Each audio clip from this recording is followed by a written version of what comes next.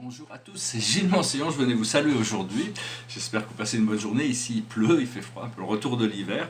Je voulais adresser quelques idées philosophiques, scientifiques, pratiques aussi. Je vais tirer quelques cartes et puis voilà. Donc je voulais parler, a priori j'avais un peu parlé de Pascal, c'est un philosophe qui est assez connu quand même, du XVIIe siècle je crois, si mes souvenirs sont exacts. Et donc qui avait découvert l'omnicentrisme, que Dieu était partout mais nulle part en même temps. Mais bon, ce qui est plus important, essentiel dans son œuvre, c'est le pari de Pascal, ce qui est très connu, c'est-à-dire que peut-être qu'il y a un Dieu, peut-être qu'il n'y en a pas, mais que si on parie qu'il n'y en a pas et qu'il y en a vraiment un, on a tout perdu. Et que si on parie qu'il y en a un et qu'en réalité il n'y en a pas, on n'a rien perdu, puisque bon, enfin on a cru. Et en même temps, ça nous a élevé un petit peu dans la recherche de principes moraux.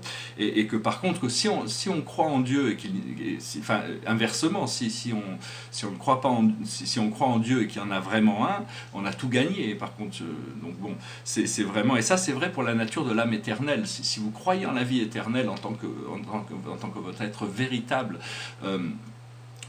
c'est un choix de cette croyance, ça ouvre la possibilité de reconnecter avec cette réalité multidimensionnelle.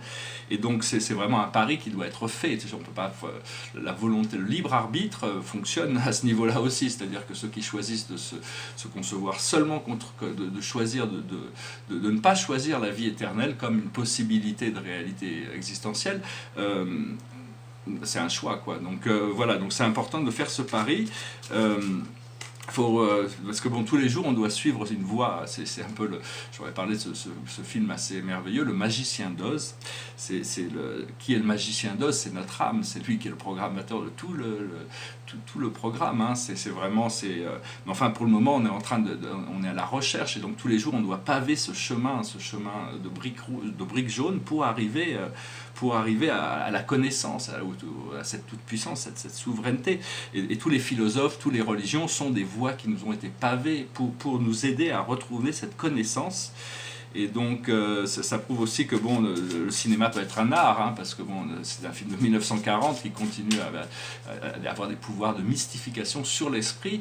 Et l'art, la différence entre l'art et la mode, par exemple, c'est bon, l'art est durable. Hein, il y a beaucoup de choses aussi dans l'art qui sont peut-être des phénomènes de mode, c'est-à-dire qu'ils vont passer. L'idée de la mode s'est remplacée par une autre mode.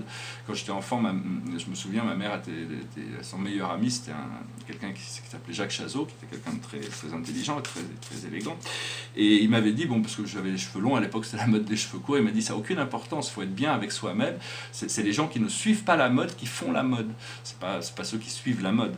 Donc en essence, voilà, je voulais juste dire bon, par rapport à ça, c'est que bon, éventuellement on va pouvoir comprendre beaucoup de choses. On s'approche d'un moment. Ce qu'il y a, c'est qu'on s'est engagé dans une réalité qu'on appelle le samsara, qui est une réalité éternelle, pas éternelle, qui continue. On sait quand on est rentré, mais on ne sait pas quand on va en sortir. C'est le temps et l'espace. Mais la clé qui nous a été donnée pour sortir du temps et de l'espace, c'est de réaliser que la vie dans le temps et l'espace est un pendule qui swing entre le bien, le mal, le haut, le bas, l'agréable, le désagréable, tous les contrastes, et qu'il faut arrêter le pendule de la dualité, et on peut l'arrêter chez les autres aussi, et se concentrer sur le point central de lumière qui nous connecte sur l'accès vertical de la réalité.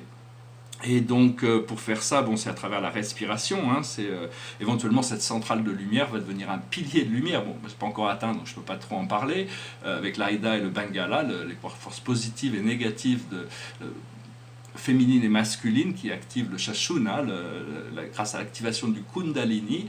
Enfin, tout ça, c'est l'activation du corps de lumière qui reste quelque chose d'un peu futur pour moi, hein, donc j'hésite à parler de... Mais enfin, à mon avis, il faut chercher vraiment la sagesse et l'amour. C'est vraiment pour découvrir la vérité et déclarer ce que l'on veut, c'est-à-dire déclarer un nouvel âge d'or, déclarer la paix sur Terre, déclarer la restauration de la reconnexion avec tous les mondes naturels, la reconnexion avec toutes les familles galactiques, la présence des anges et des maîtres ascensionnés dans notre vie et pour toute l'humanité. Et après ça, déjà, si on arrive à le manifester dans notre vie, ça aide forcément toute l'humanité.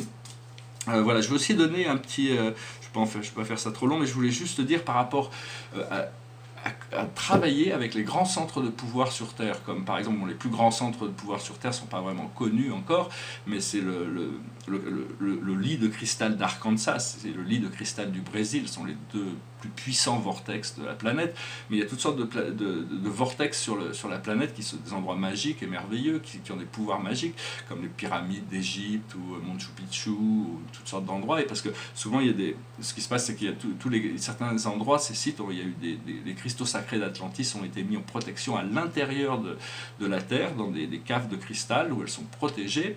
Et ce que je voulais dire, c'est que pour travailler avec tous ces centres d'énergie, et même pour aller partout sur Terre, on va s'apercevoir, c'est juste une question de pratique, qu'on peut y aller de manière astrale.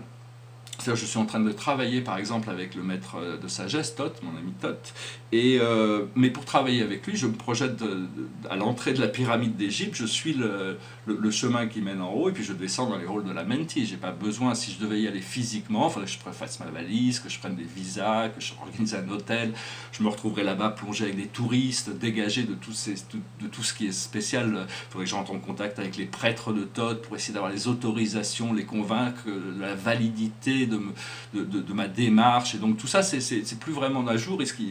On peut tout faire de là où on est, hein, vraiment. C'est juste une question d'ouvrir son esprit, de connecter avec tous ces endroits. Et donc c'est d'apprendre à être plus confiant au niveau astral pour pouvoir travailler plus à ce niveau-là. Voilà, j'espère que ce message aura été intéressant pour vous. Je vais tirer quelques cartes. Je vais tirer 4 cartes pour voir quelle est la plus haute sagesse pour nous aujourd'hui. C'est le départ. Donc vraiment, c'est vraiment un nouveau début. On est prêt. Les valises sont faites, on est prêt, quoi. Donc s'il faut partir, s'il faut bouger, il faut être libre, quoi. Il faut essayer de bouger. Il y a toutes sortes de nouvelles énergies. Ce que l'on doit comprendre, c'est la famille. Il faut reconnaître, faut se retrouver toujours en famille. La vie, c'est une grande famille. Et en réalité, même si on ne peut pas trouver ces complémentarités dans le monde extérieur, on est toujours entouré de nos guides, d'anges qui sont notre famille. Hein. C'est vraiment notre famille spirituelle. Même si, bon, notre famille est associée avec toutes sortes de groupes d'esprits qu'on appelle la surâme. Hein. Aussi, et donc c'est quelque chose de magique et merveilleux à redécouvrir, cette nature éternelle de l'âme qui est le grand magicien d'Oz. L'âme, c'est très puissant, l'âme, il n'y a qu'une seule âme, et on est tous un fragment unique et éternel de l'âme, et qui évolue à travers le samsara, à travers le temps, jusqu'au moment où on espère pouvoir sortir du temps pour retourner à la sphère de la lucidité. Ce que l'on doit faire, c'est le travail. Il y a toutes sortes de travail à faire. Donc c'est quelque chose de très épanouissant. C'est la clé parce qu'on vit dans un univers magnétique, et donc l'effort intelligent apporte une nouvelle forme de bonheur. C'est pas juste d'être là sans rien faire, quoi. On est là pour participer à l'évolution de la conscience humaine. Et le message général pour nous, c'est la solution. Donc voilà, on a la solution, il faut la chercher, il faut la trouver, il faut l'appliquer. Donc voilà, mais elle est là, il suffit d'être conscient de ça. Voilà, je vais chanter une chanson parce qu'aujourd'hui il fait pas très beau, donc on va essayer de s'évader un petit peu. Et c'était la chanson du magicien d'Oz, quoi. Et puis je vais chanter la petite chanson avant quand même, parce qu'elle est belle. Rose Davis. Somewhere over the rainbow, way up high, there's a land that I heard of once in a lullaby. Somewhere over the rainbow, skies are blue, and the dreams that you dare to dream, ready to come true. Someday I wish upon a star to wake up where the clouds are far behind me, where troubles melt like lemon drops away above the chimney tops. That's where you'll find me. Somewhere over the rainbow, bluebirds fly. Birds fly over the rainbow, then why, oh why can't I? If happy little bird fly beyond the rainbow, why, oh why can't I? Follow the rainbow over the stream, follow the fellow, follows the dream, follow the yellow brick road, follow the yellow brick road, follow the yellow brick road. We're off to see the wizard, the wonderful Wizard of Oz. Here is a whiz of a whiz, if ever whiz there was. If ever whiz there was, the Wizard of Oz is one because of the wonderful thing he does. We're off to see the wizard, the wonderful Wizard of Oz.